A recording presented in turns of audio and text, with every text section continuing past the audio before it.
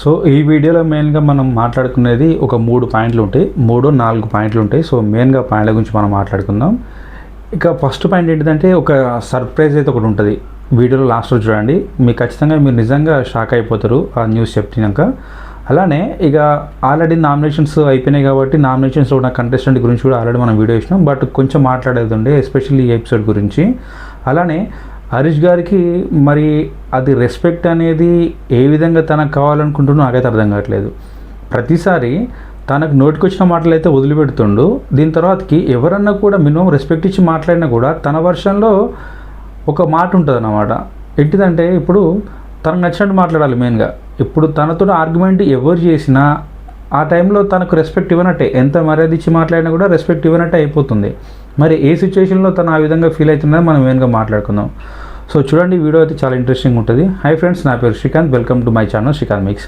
ఇక మనం మెయిన్గా మాట్లాడుకుందాం. సో మెయిన్గా ఫస్ట్ మనకు సండే ఎపిసోడ్ అయిపోయిన తర్వాతకి ఎస్పెషల్లీ మనకు సాటర్డే అండ్ సండే ఈ మొత్తానికి 2 ఎపిసోడ్ చూసిన తర్వాతకి ఫస్ట్ టెనెంట్స్ అంటే ప్రజెంట్ ఓనర్స్లో చాలామందికి ఇక రీతితోటి కొంచెం గొడవ అయితే అవుతుండే, మాట్లాడట్లేదు. ఎందుకంటే తను క్యాప్టెన్గా ఆ క్యాప్టెన్సీ టాస్క్ ఉన్నప్పుడు తను సంచలనంగా ఉన్నప్పుడు చేసిన కొన్ని సిచ్యువేషన్స్ అన్ని కావాలని తను చేసినట్టు వీళ్ళందరూ ఫీల్ అయిపోతున్నారు. సేమ్ టైం ఏంటంటే ఫ్యాక్ట్ కూడా అదే, బట్ తను చెప్పే వర్షన్ వేరు. లేదు, నాకు అలాంటి ఇంటెన్షన్ లేదు, నేను అలా చేయలేదు అని చెప్పేసి చెప్తుండే. బట్ అది ఎవరు ఒప్పుకోరు, ఎందుకంటే అక్కడ విత్ ప్రూఫ్తో కూడా మనకు మొత్తం ఎక్స్పోజ్ అయిపోయిన తర్వాతకి ఇది కాదు, నేను అలా అనుకోలేదు అని చెప్తే అది నాట్ ఎట్ ఆల్ ఫెయిర్. కాబట్టి ఆ విషయాన్ని తను కాదని చెప్పినా కూడా మనం డెఫినెట్గా ఆ పాయింట్ తోటి మనం అగ్రి అవ్వాల్సిందే, తను ఖచ్చితంగా అయితే కావాలని చేసిందని చెప్పేసి. సో ఇంకోటి ఏంటంటే ఆ టైంలో తనతో మాట్లాడతలేరని చెప్పేసి ఇక్కడ ఏడ్చుకుంటూ ఉండడంతో ఇక్కడ తనుజ తన దగ్గరికి వెళ్ళి మాట్లాడిన మాటలు నిజంగా చాలా బాగా అనిపించినాయి. ఏమని మాట్లాడిందంటే, మనం వచ్చింది హౌస్లోకి అంటే బిగ్ బాస్ ఈ సీజన్లోకి రావడానికి, బిగ్ బాస్లోకి రావడానికి మెయిన్ రీజన్ ఏంది, మనకంటూ కొన్ని గోల్స్ ఉంటాయి, ఎయిమ్స్ ఉంటాయి. సో అవి మనకు టార్గెట్లకి పెట్టుకోవాలి. అంతేగాని ఇలాంటి సిచ్యువేషన్ ఎట్లుంటుందంటే మన పేరు అనే మొత్తానికి వరస్ట్ బ్యాడ్ వేరే పోర్ట్రే అవుతుంది. అలానే మనకంటూ ఫ్యామిలీ ఉంటుంది కాబట్టి ఆ ఫ్యామిలీ మొత్తం మనకు పేరెంట్స్, మదరు, ఫాదరు వీళ్ళు కూడా చూస్తూ ఉంటారు. కాబట్టి మనం కొంచెం ఒక మెయింటైన్ చేయాలి ఒక పద్ధతి అనేది. ఇలాంటి ఎప్పుడు కూడా ఇబ్బంది అవుతాయి అని చెప్పేసి నేను అందుకని నీకు లాస్ట్ టైం కూడా చెప్పిన. సో మళ్ళీ చెప్తున్నా, ఇక్కడి నుంచి నేను అర్థం చేసుకో ఏం జరుగుతుందో అని చెప్పి కొంచెం రియాలిటీలో బతుకున్నట్టు అమ్మకు చెప్పుండే. సో దీని తర్వాతకి ఇక నామినేషన్ ప్రాసెస్ చెప్పిన ఆల్రెడీ. సో ట్విస్ట్ అని చెప్పేసి ప్రోమోలు చెప్పిన అలా చెప్పిన. వీళ్ళైతే కామన్గా వీళ్ళెవరెవరు టెనెంట్స్ మొత్తం టోటల్గా 5 మెంబర్స్ని నామినేట్ చేయమని చెప్పిండు. ఆ 5 మెంబర్స్లో ఒకరు టెనెంట్ అయి ఉండాలి, మిగతా 4 మెంబర్స్ ఓనర్స్ అయి ఉండాలి. సో ఓనర్స్లో సంజన, సుమన్, ఫ్లోరా అలానే రీతు, వీళ్ళు 4 మెంబర్స్. ఫస్ట్ ఇంకో 1 మెంబర్ ఎవరంటే ఇక్కడ హరీష్ని నామినేట్ చేసిళ్ళు. సో ఇక్కడ కూడా నాకు అనిపించింది హరీష్ని నామినేట్ చేయగల రీజన్ ఏంటంటే, తను ఇక్కడ లాస్ట్ టైం గొడవైంది కదా ఆ రెడ్ ఫ్లవర్ గురించి. ఇంకా దరిద్రం ఏంటంటే ఆ రెడ్ ఫ్లవర్ గురించి ఇంకా సాగదీత ధోరణి జరుగుతుండే. మరి ఇంకెన్ని రోజులు అని చెప్పేసి అర్థం కావట్లేదు. స్టార్టింగ్ వీక్ ఏమో ఎగ్ గురించి వీక్ మాట్లాడే వీళ్ళు, ఇప్పుడు రెడ్ ఫ్లవర్ అయిపోయి 1 వీక్ దాటిపోయింది, మళ్ళీ రెడ్ ఫ్లవర్ గురించి డిస్కషన్. సో వీళ్ళ దాంట్లో ఉన్న 4 ఒకరి గురించి ఒకరిని నామినేట్ చేయాలి టెనెంట్ లెక్క.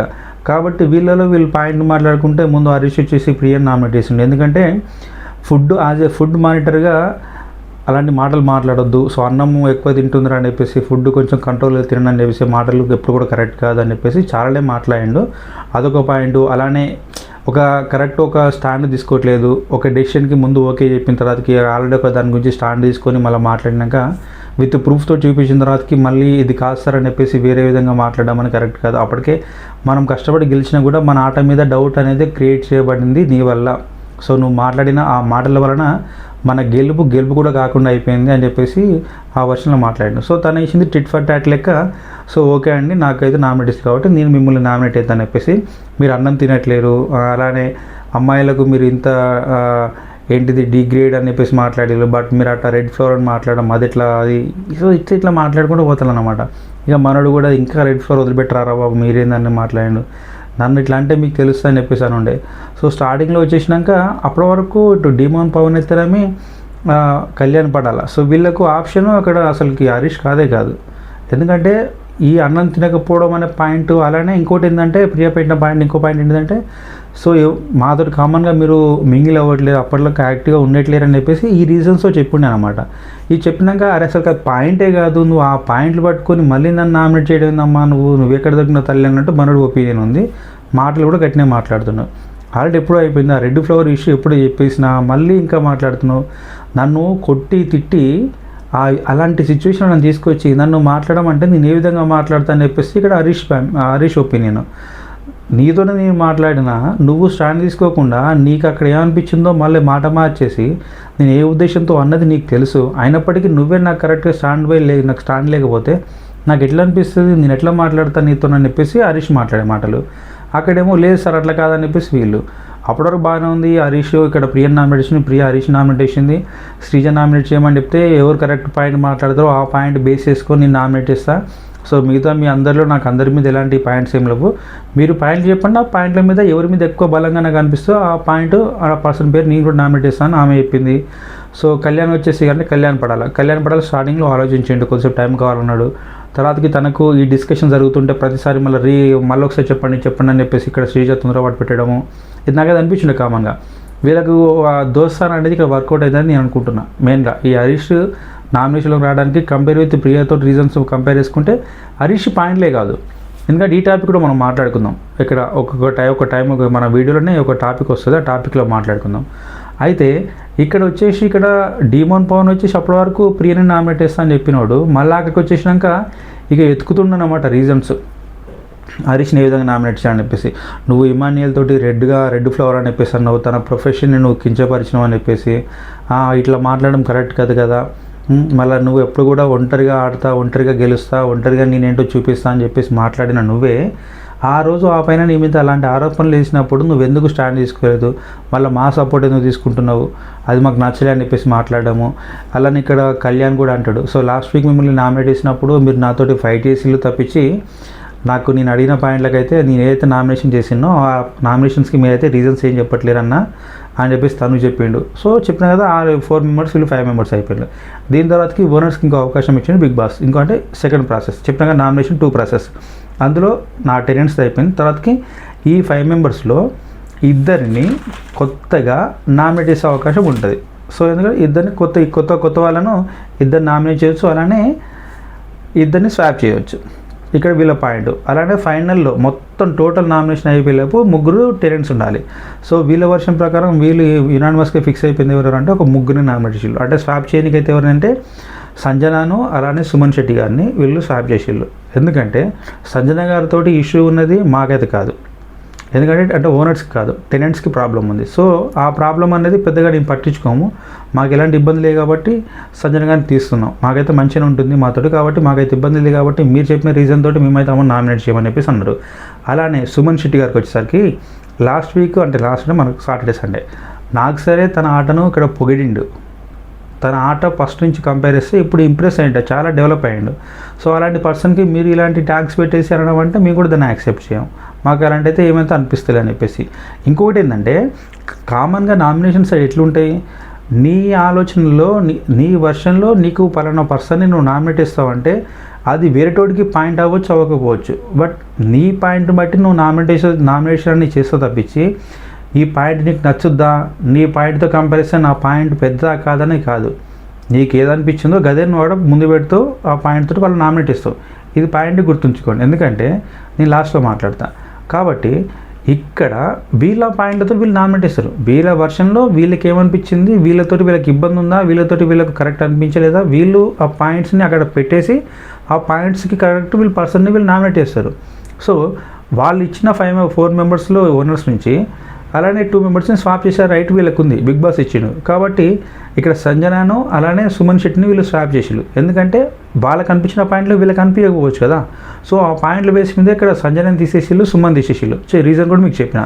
సో వీటికి బదులు స్వాప్ చేసిన పేర్లు ఏమంటే కళ్యాణ్ పడాలా అలానే ప్రియా శెట్టి, వీళ్ళిద్దరిని వీళ్ళు అలా స్వాప్ చేసారు అనమాట. ఎందుకు అంటే సో ప్రియా శెట్టిని ఎందుకు వీళ్ళు నామినేట్ చేసారంటే తను అప్పుడప్పుడు లూజ్ టాక్ చేస్తుంది బాగా, ఏమంటే లింక్ పింకి పాంకేసుకొని వచ్చిన చెప్పేసి మాట్లాడము. అలానే ఫుడ్ మ్యాటర్లో కూడా తను ఆ విధంగా చెప్పాల్సిన అవసరం లేదు, ఏదైనా ఉంటే పర్సనల్గా పిలుచుకొని మాట్లాడాల్సి ఉండే. కానీ మీరు అంత తింటారా అని చెప్పేసి అలాంటి మాటలు అనేది కొంచెం మాకు బాగా అనిపించింది. మమ్మల్ని కాకపోవచ్చు అన్నది, కాకపోతే మీలో మిమ్మల్ని అనుకున్నా కూడా మా పర్యవేక్షణ అంటే మా సర్కంటెన్స్లో జరిగింది కాబట్టి మాకు బాగా అనిపించింది అని చెప్పేసి వీళ్ళు ప్రియ గురించి మాట్లాడారనమాట.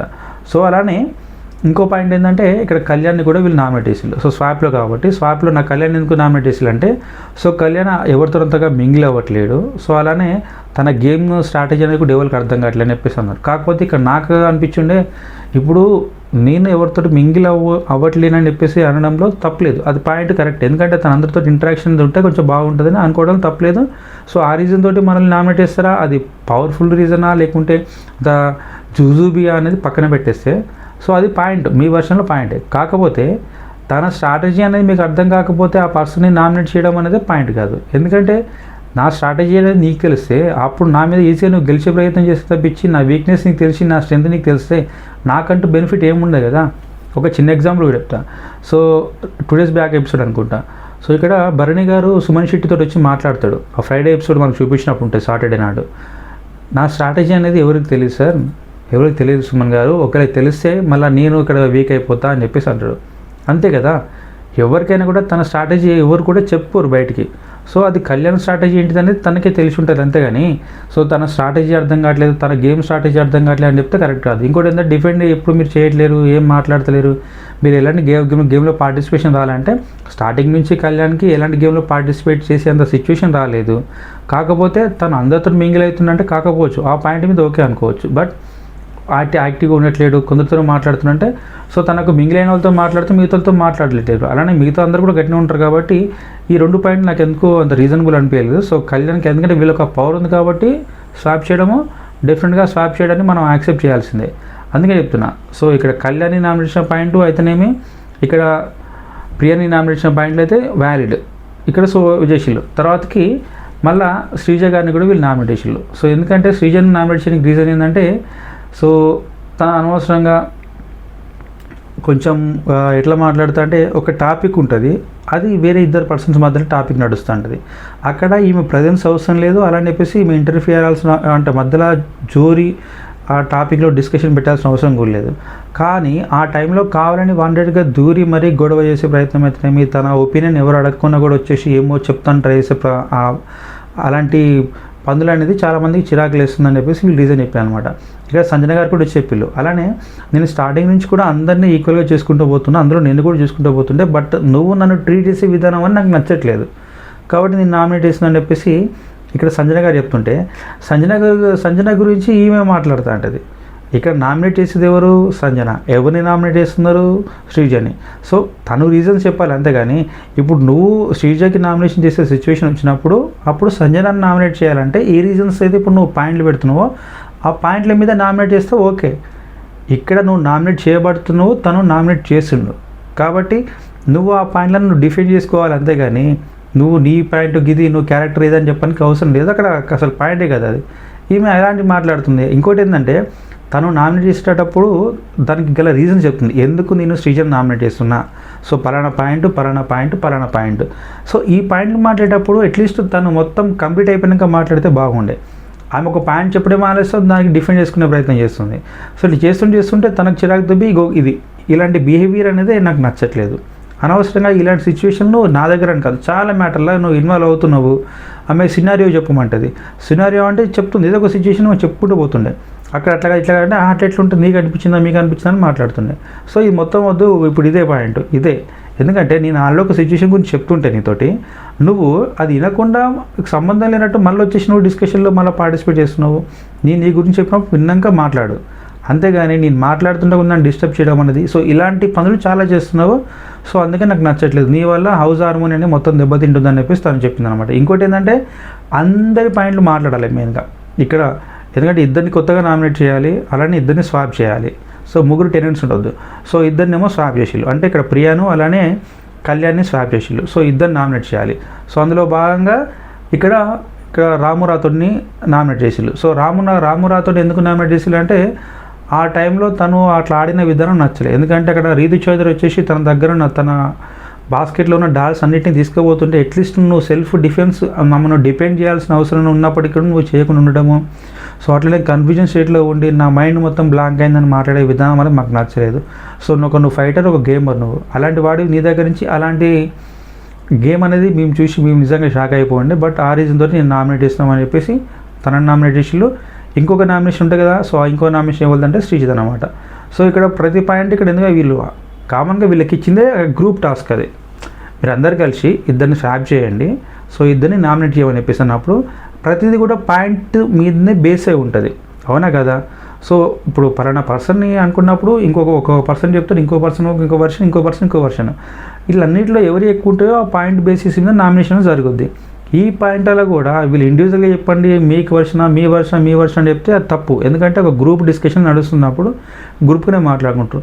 వీళ్ళు ఏమంటారంటే అప్పుడు మీరు అందరు కలిసి మమ్మల్ని మీరు నామినేట్ చేస్తున్నారు, సో మా టెనెంట్స్ అందరినీ మీరు కావాలని నామినేట్ చేస్తున్నారని మాట్లాడుతుండే. మరి ఇదే వీళ్ళు అప్పుడు ఓనర్స్ లెక్కున్నప్పుడు వీళ్ళను టెనెంట్స్ని వీళ్ళు ఎట్లా నామినేట్ చేసిళ్ళు? ఒక్కొక్క పాయింట్ అయితే నామినేట్ చేసి లేదా? అప్పుడు వీళ్ళు ఏమైనా అన్నారా? వీళ్ళు డిస్కస్ చేసుకున్నాం కానీ ఎప్పుడు మీరు ఇట్లా కావాలని చేస్తున్న ఎప్పుడు చెప్పలేదు. కాకపోతే ఇప్పుడు మీరు కావాలని వాంటెడ్గా చేస్తున్నారని చెప్పేసే ప్రయత్నంలో వీళ్ళు సక్సెస్ అవుతున్నట్టు. ఎందుకంటే ఇటువైపు ఓనర్స్ చాలామంది ఉన్నారు, ఇప్పుడు ఓనర్స్ చాలామంది ఉన్నారు, వీళ్ళు ఓన్లీ 5 మెంబర్సే ఉన్నారు. 5 మెంబర్స్లో ఆల్రెడీ ఒక క్యాప్టెన్ ఉన్నాడు. సో రిమైనింగ్ 4 మెంబర్స్ మీద వీళ్ళు నామినేట్ చేయాలి.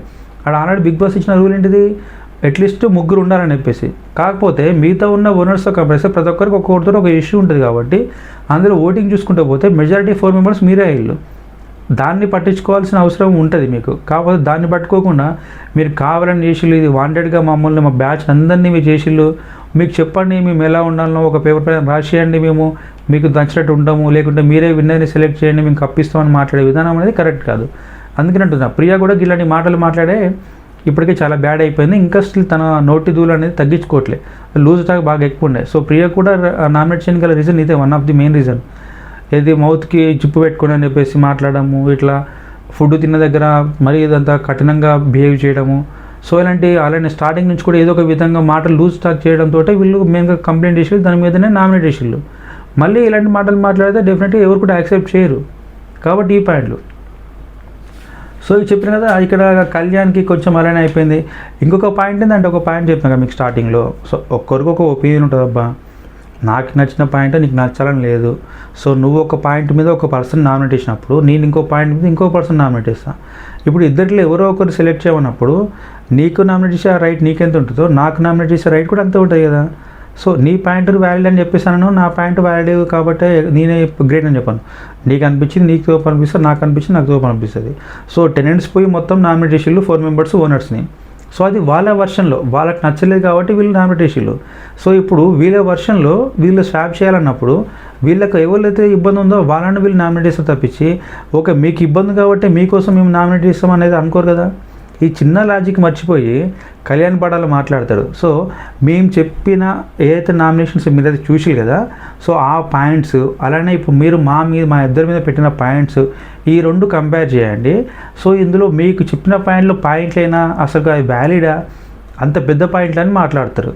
అది ఎట్లుంటుంది, వీళ్ళకి అవకాశం ఇచ్చింది కాబట్టి వీళ్ళకి ఎవరితో ఇబ్బంది ఉందో వాళ్ళని వీళ్ళు నామినేట్ చేసుకుంటారు. అంతేగాని నీకు ఇబ్బంది అని చెప్పేసి నీ పర్సన్ని నేను నామినేట్ చేయాలంటే ఆ పర్సన్తో నాకు ఇబ్బంది లేనప్పుడు నేను ఎందుకు నామినేట్ చేస్తా? ఈ చిన్న లాజిక్ మర్చిపోయి వీళ్ళు మళ్ళీ ఆయన లాజిక్లు తీస్తున్నాను అనమాట. చిన్న లాజిక్ ఇది, పెద్ద చదువుకోవాల్సిన అవసరం లేదు, మినిమం డిగ్రీలు కూడా అవసరం లేదు దీనికి. చిన్నది, నీకు ఇబ్బంది ఉన్నోడిని నువ్వు నామినేట్ చేసినప్పుడు నాకున్న ఇబ్బంది ఉన్నోటి నేను నామినేట్ చేసుకుంటా. అంతేగాని నీకు ఇబ్బంది ఉన్నోడు నాకు మంచిగా ఉన్నప్పుడు నేను నామినేట్ చేసుకుంటా.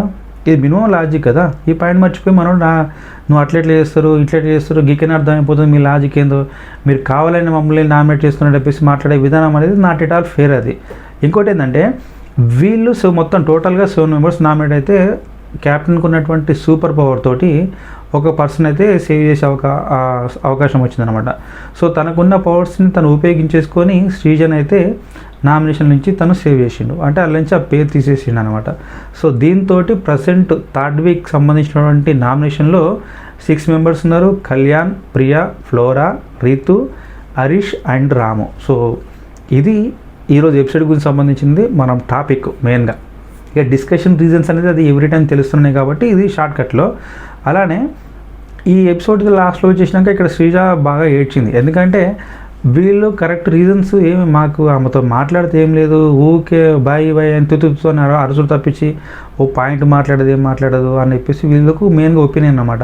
ఎప్పుడైనా గుర్తుంచుకోండి, ఒక కంటెస్టెంట్ మీద ఇలాంటి ఒపీనియన్ ఉందంటే ఆ కంటెస్టెంట్ ఎంత వరస్ట్గా బిహేవ్ చేస్తే వాళ్ళు ఒకటే మాటతోటి అక్కడ డిస్కషన్ కట్ చేస్తున్నారంటే అర్థం చేసుకోవచ్చు.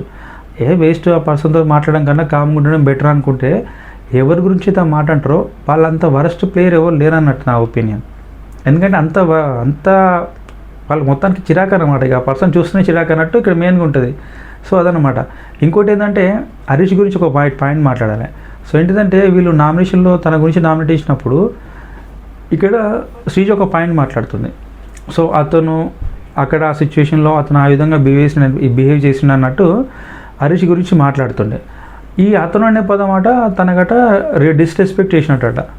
నాకు ఇంకా అర్థం కావట్లేదు, తెలుగు డిక్షనరీలో అతను అనే పదం అనేది డిస్రెస్పెక్ట్ చేసినట్టు అనిపించి. ఎందుకంటే ఒక పర్సన్ ఆపోజిట్లో ఉన్నప్పుడు ఖచ్చితంగా రెస్పెక్ట్ చేయాల్సిన పని ఏంటిదంటే మనకన్నా పెద్దోళ్ళు అయినప్పుడు, లేకుంటే మనకన్నా చిన్న అయినా మన ఏజ్ అయినా కూడా మనకు రిలేషన్ బాగుంటే నువ్వని మాట్లాడుకోవచ్చు, రిలేషన్ లేకపోతే మీరు అంటారు. సో ఇక్కడ అదే ఆ పర్సన్ బయట ఉన్నప్పుడు కొంచెం దూరంగా ఉండి ఆ పర్సన్ గురించి మనం మాట్లాడేటప్పుడు అతను అని మనం మాట్లాడతాం కానీ మీరు అని అయితే ఎప్పుడు మాట్లాడడం. సో ఈ పాయింట్ మీద, ఈ బేసిస్ మీద తను హరీష్ గురించి మాట్లాడేటప్పుడు అతను అంటే తప్పించి మీరు అయితే అన్నది కదా, డైరెక్ట్ మాట్లాడాలంటే మీరు అంటాము. సో ఆ పర్సన్లో లేనప్పుడు అతను అని మాట్లాడతాం. ఈ లాజిక్ కూడా ఇన్ని చెప్పేటోడు ఈ లాజిక్ ఎట్లా మర్చిపోయినా అర్థం కావట్లేదు. తనకట అతనని పిలవద్దంటే మీరు అని పిలవాలంట. వేరేటోళ్ళతోటి మీ గురించి మాట్లాడినప్పుడు మీరని ఎట్లా అంటారు, అతనే కదా అనేది. మరి అదేందో ఆయనకు అర్థం కావట్లేదు. సో లాస్ట్కి అయితే శ్రీజ కూడా కొంచెం ఎమోషనల్గా ఏడ్చింది. సో నా గురించి ఇట్లా అందరూ అనుకుంటున్నారు, నన్ను ఎవరు కేర్ చేయట్లేరు, నాతో మాట్లాడడానికి కూడా వీళ్ళందరూ ఇట్లా ఆలోచిస్తున్నారు అని చెప్పేసి తను ఎమోషనల్ అయిపోయింది. అలానే రీతు కూడా కొంచెం ఏడ్చింది. ఎందుకంటే నా గురించి నేను సెల్ఫిష్ అని, ఇంకా నా గురించి ఇలానే ఆలోచిస్తున్నారు అని చెప్పేసి ఆమె ఏడ్చిందనమాట. ఏడిస్తే తనుజ వచ్చి చెప్పింది. సో చెప్పినా కానీ స్టార్టింగ్లోనే ఈ విధంగా ఉంటుంది, గిట్లా బిహేవ్ చేస్తే గిట్లనే అంటారు, నువ్వు ఎమోషనల్ అవ్వకు, ఎందుకంటే ఫ్యామిలీ వాళ్ళు చూస్తారు కాబట్టి ఇక్కడ నుంచి కొంచెం మారు, అర్థం చేసుకో గేమ్ ఏ విధంగా ఉంటుందో అని చెప్పేసి చెప్పింది. సో లాస్ట్లో చెప్పిన కదా ఒక మెయిన్ పాయింట్ ఒకటి మీకు సర్ప్రైజ్ అని చెప్పేసి. ఆ సర్ప్రైజ్ ఏంటంటే ఈ గురువారం వచ్చేసి ఒక వైల్డ్ కార్డ్ ఎంట్రీ ఉంటుంది. సో ఈ వైల్డ్ కార్డ్ ఎంట్రీలో ఎవరో కాదు వచ్చేది. సో ఎవరైతే మనం అగ్ని పరీక్షల్లో కొందరు కంటెస్టెంట్స్లలో అరే ఈ కంటెస్టెంట్ ఉంటే బాగుండని చెప్పేసి మన 2-3 గురించి మనం మాట్లాడుకున్నాం స్టార్టింగ్లో. సో వాళ్ళకు ఒక అవకాశం ఇస్తుండే బిగ్ బాస్. ఏంటిదంటే వీళ్ళు గురువారం నాడు వీళ్ళకు టాస్క్ అనేది కండక్ట్ చేస్తారు. కండక్ట్ చేసినాక ఎవరెవరు, దివ్య, నిఖిత, నాగప్రశాంత్ అండ్ షాకిబ్. సో ఈ ముగ్గురికి ఒక టాస్క్ చేసేసి ఈ టాస్క్లో విన్ అయిన వాళ్ళను వైల్డ్ కార్డ్ ఎంట్రీ ద్వారా హౌస్లోకి పంపిస్తారంట. సో మరి మీరేమనుకుంటున్నారు, అసలు గేమ్ ఏంటో తెలియదు ఫ్యాక్ట్ ఏంటంటే. బట్ ఒకవేళ గేమ్ పెడితే ఎలాంటి గేమ్ పెడతారు, ఏ గేమ్ అయినా గెలిచే అవకాశం ఎవరికి ఉందనేది ఈ ముగ్గురిలో మీ ఒపీనియన్ అయితే కింద కామెంట్ రూపంలో తెలియజేయండి. సో వీడియో నచ్చితే లైక్ చేయండి, షేర్ చేయండి. Don't forget to subscribe our channel Srikanth mix. దీని తర్వాతకి మనము ఓటింగ్లో అలానే ఎవరు ఎలిమినేట్ అవుతారో వాటి గురించి ఒక వీడియో చేద్దాం.